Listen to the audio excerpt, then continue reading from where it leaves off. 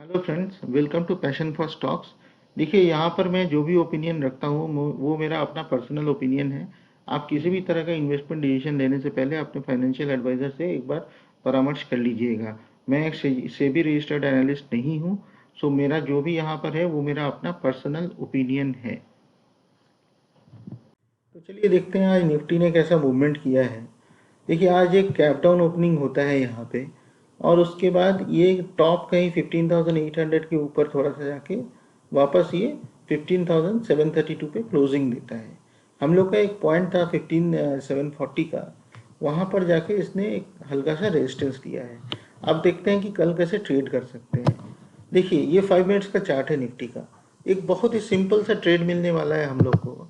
अगर ये किसी भी तरीके से ये ट्रेंड लाइन के ऊपर में 740 या 60 के आसपास कहीं ओपन होके थोड़ा कंसोलिडेट करके एक पॉजिटिव कैंडल बनाता है, तो एक बहुत अच्छा ट्रेड हम लोग को मिलने वाला है। और ये सीधा सीधा आपका जो टारगेट है वो 7,820 830 के आसपास आपको मिल जाएगा। फर्स्ट टारगेट, सेकंड टारगेट आपका 17,840 15,840। तो ये दो टारगेट्स आपके कल के लिए हो गए ऑन द अपर साइड। जब ये एक इस रेंज में जब खुलता है 740 के आसपास, जब खुलता है 760 750, ठीक है, उस रेंज के आसपास जब खुलता है, बट आपका जो स्टॉप लॉस है वो मैंडेटरीली 730 का रखना है। वहाँ पर अगर रिवर्स होता है 730 के नीचे आता है तो आपको वहाँ से निकल जाना है। तो बहुत ही अच्छा ट्रेड है। एक छोटा सा 10-20 पॉइंट का स्टॉप लॉस है, 20-25 पॉइंट का, और जो टारगेट है वो काफ़ी हाई है, पहला चीज़। दूसरा, अगर मान लीजिए ये गैप डाउन ओपन होता है 15,684 के पास, कहीं पे गैप डाउन ओपन होता है और वहाँ पर एक पॉजिटिव कैंडल बनाता है, तो उसके ऊपर यहाँ पे मान लीजिए यहाँ पे एक पॉजिटिव कैंडल बना है, तो उसके ऊपर हम लोग यहाँ पे 5 मिनट्स के कैंडल पे बाई करेंगे। और ये इसका जो विक का निचला भाग है, ये जो लो है इसका, that will be our stop loss. तो बहुत सिंपल सा, देखिए, दो ट्रेड है। एक 15,760 पर मान लीजिए 740 760, अच्छा इसको ऐसे लिख देते हैं, 740 से 760 के आसपास कहीं पे खुलता है, ठीक है। तो एक एसएल जो होगा आपका वो 730 का एसएल होगा, और जो आपका टारगेट होगा वो 820 से 840 के बीच में आपको बुक कर लेना है, ठीक है। तो ये एक बहुत ही अच्छा बड़ा टारगेट है with a very small stop loss, ठीक है। वेरी आइडियल ट्रेड है। दूसरा, अगर मान लीजिए नीचे खुलता है तो 15,690 के ऊपर आपको बाई करना है। जो स्टॉप लॉस होगा वो 15,670 का होगा, और जो टारगेट होगा वो 15,740 का आपका टारगेट आएगा, ठीक है। लेकिन ये थोड़ा टफ ट्रेड होने वाला है। इसलिए टफ ट्रेड होने वाला है क्योंकि यहाँ पे ना, ये देखिए, ये यहाँ पे सपोर्ट है, ये रेजिस्टेंस है, ये ऐसे ऐसे ऐसे ऐसे इस तरह से हो जाएगा फिर, ठीक है। तो वो थोड़ा टफ ट्रेड होने वाला है। इनफैक्ट अगर मान लीजिए बीच में कहीं ओपन होके अगर इस तरह से कंसोलिडेट करके ऊपर की तरफ निकलता है, तो फिर से हम लोग को वो पहला वाला ट्रेड मिल सकता है 740 के ऊपर में। और छोटा सा 20-25 पॉइंट का यहाँ पे जब कंसोलिडेट करके ऊपर निकलेगा, तो छोटा स्टॉप लॉस आप रख सकते हैं 20 या 25 पॉइंट का, उससे ऊपर का जरूरत नहीं है। अगर गैप डाउन ओपन होता है, उस केस में हम यही सजेस्ट करेंगे कि अगर आप नए ट्रेडर हैं तो इस चीज़ को आप अवॉइड करें, इस ट्रेड को, ठीक है। अब हम लोग आ जाते हैं, हम लोग का जो ट्रेडिशन है, हम लोग दो स्टॉक देखेंगे। आज मैंने कैप्शन में ही लिख दिया था, बजाज फाइनेंस और बजाज फिंसर्व, दो स्टॉक्स हम लोग देखने वाले हैं, ठीक है। तो चलिए देखते हैं पहला स्टॉक। देखिए, ये बजाज फिंसर्व का लॉन्ग टर्म चार्ट पैटर्न है। देखिए, बहुत ही प्रॉमिसिंग चार्ट पैटर्न है, एकदम अप ट्रेंड का चार्ट पैटर्न है, बना हुआ है अप ट्रेंड में, ठीक है। तो बीच बीच में लेकिन गिरावट भी उसी तरह के तरीके से आया है, क्योंकि बड़ा शेयर है तो गिरावट भी उसी तरीके से आता है। लेकिन 1,80,000 करोड़ की कंपनी है ये, गिरने के बाद ऑलमोस्ट 38% गिर चुका है, फिर भी ये 1,80,000 करोड़ की कंपनी है, ये छोटी कंपनी नहीं है। तो यहाँ पर देखिए, यहाँ पे एक बड़ा फॉल हुआ था हम लोग का, जो पैंडमिक आया था, almost similar kind of fall हम लोग का यहाँ पे हम लोग देख चुके हैं अभी। ठीक है, तो ROE ROC देखिए, ये एक फाइनेंस रिलेटेड कंपनी है, तो बजाज फाइनेंस का 55% ओनर है, बजाज एलियंस है इसके अंदर। तो इसके लिए इसका देखिए, इसका वैल्यू अनलॉकिंग भी अभी बाकी है, इसका फेस वैल्यू 5 है, तो मे भी आगे चल के स्प्लिट बोनस ये सब होके ये और अफोर्डेबल हो जाएगा, इसका वॉल्यूम बढ़ जाएगा, लिमिटलेस बाउंड्री है। ठीक है, तो इस बहुत अच्छे पोजीशन पे अभी खड़ा है, 19,000 का टॉप लगाया है, अभी ये लगभग 11-11,500 के आसपास आ गया है, बहुत अच्छे जगह पे आ गया है टू स्टार्ट एक्यूमुलेशन, बहुत ही फेवरेबल पे आ गया है, फेवरेबल पॉइंट पे आ गया है ये। ठीक है, तो ROC ROE देखिए, इसका कांस्टेंट इंक्रीजिंग ROE ROC है, सिंस फाइनेंस रिलेटेड कंपनी है तो इससे बेहतर आप एक्सपेक्ट नहीं कर सकते। ये 2021 का वो लॉकडाउन का पीरियड था जिसमें आपको ये डिप दिख रहा है। ठीक है, ये एक बात मैं बता दूं, पैंडमिक के टाइम पे ये लगभग जहाँ तक मेरे को याद है 4,500 के आसपास तक आ गया था ये, वहाँ से देखिए ये रिकवरी किस तरह से मारा है। ठीक है, 4,500 से 19,000 रुपये पहुँचा है ये, ऑलमोस्ट 5 गुना हुआ एक साल के अंदर।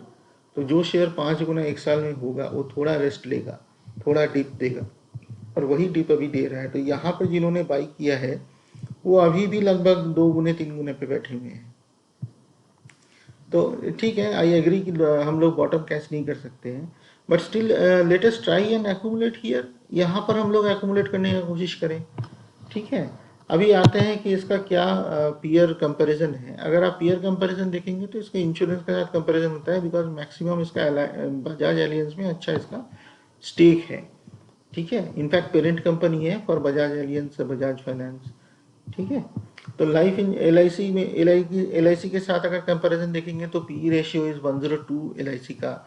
HDFC लाइफ का अगर देखेंगे तो 92.68, SBI लाइफ का 75। ये देखिए, ये स्लो चलती है कंपनी, बड़ा वैल्यू है शेयर का, तो ये कंपनी स्लो चलती है, ज़्यादा लोग खरीद नहीं पाते इसको, तो इसलिए वॉल्यूम्स कम रहता है, इसलिए स्लो चलता है ये कंपनी। ठीक है, तो उस चीज़ को हम लोगों को अप्रिशिएट करना है। PE रेशियो अच्छा लेवल पे आ गया है, प्राइस टू इक्विटी रेशियो बिल्कुल हम लोग यहाँ पे लेने का सोच सकते हैं। प्रोमोटर होल्डिंग देखिए, इतने उतार चढ़ाव के बाद भी 60-61% पे कांस्टेंट खड़ा है। म्यूचुअल फंड अपना होल्डिंग बढ़ाया है। FII एज यूजुअल होल्डिंग कम किए हैं, सेल कर रहे हैं FII, लेकिन बहुत ज़्यादा सेल नहीं किए हैं। ठीक है, ये पब्लिक होल्डिंग है 23-24% के आसपास, लेकिन ये एक्चुअल पब्लिक होल्डिंग नहीं है, बिकॉज ये जो ग्रेड आउट पोर्शन आप देख रहे हैं ये बड़े इन्वेस्टर्स का है जो रिटेलर्स में गिनते हैं। ठीक है, तो ये कंसंट्रेटेड लोगों के हाथ में है, ये 10-15% के आसपास का जो शेयर होल्डिंग है वो कंसंट्रेटेड लोगों के आसपास है। पब्लिक के पास एक्चुअली में 9-10% ही है जो ग्रीन वाला पोर्शन है। ठीक है, अभी हम लोग देख लेते हैं इसको ले कहाँ पे। अच्छा सॉरी, हम लोग इसका फाइनेंशियल रेशियो देख लेते हैं। देखिए, फाइनेंशियली अगर देखेंगे 2019 से देखिए इंक्रीमेंटल है इसका प्रॉफिट। ठीक है, EBITDA इंक्रीमेंटल है, इसका PBIT इंक्रीमेंटल है, PBT इंक्रीमेंटल है, नेट इनकम इंक्रीमेंटल है। EPS देखिए कितने शानदार तरीके से बढ़ रहा है।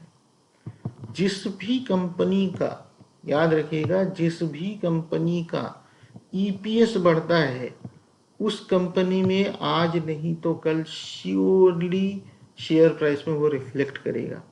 वेरी सिंपल, अगर EPS बढ़ रहा है वो शेयर प्राइस में आज नहीं तो कल रिफ्लेक्ट करेगा। कभी देखिए पैनिक सेलिंग होता है, कभी यूफोरिया होता है। ठीक है, ये साइकिल है स्टॉक मार्केट का। लेकिन जो कंपनी अपना EPS मेंटेन रखती है एज एन इंक्रीमेंटल थिंग, ठीक है, जिसका नेट इनकम बढ़ते रहता है, रेवेन्यू बढ़ता है, प्रॉफिट बढ़ता है, उस कंपनी का जो वैल्यूएशन है, जो एक्चुअल वैल्यूएशन है, वो शेयर प्राइस में जरूर रिफ्लेक्ट करेगा। आगे चल के लॉन्ग टर्म में रिफ्लेक्ट करता है। इसीलिए शॉर्ट टर्म में उतार चढ़ाव रहेगा, लॉन्ग टर्म में हमेशा आपको अच्छी कंपनी अच्छी रिटर्न देगी। ठीक है, now coming to the levels. Level क्या हो सकता है, देखिए काफ़ी गिर गया है, काफ़ी टूट चुका है।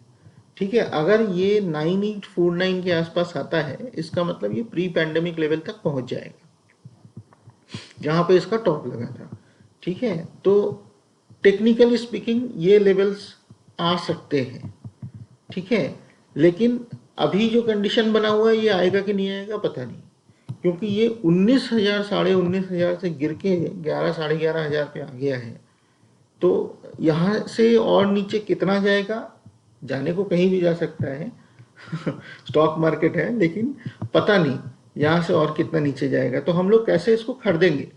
तो यहाँ पर हम लोग इस लेवल पे हम लोग ऑलमोस्ट 40% अपना जो भी स्टिपुलेटेड इसके लिए अमाउंट होगा उसको हम लोग लगा सकते हैं। सपोज हम लोगों ने यहाँ पे इसके लिए 100 रुपये रखे हैं, तो यहाँ पे 40 रुपीज़ हम लोग अलॉट कर सकते हैं करंट लेवल्स पे।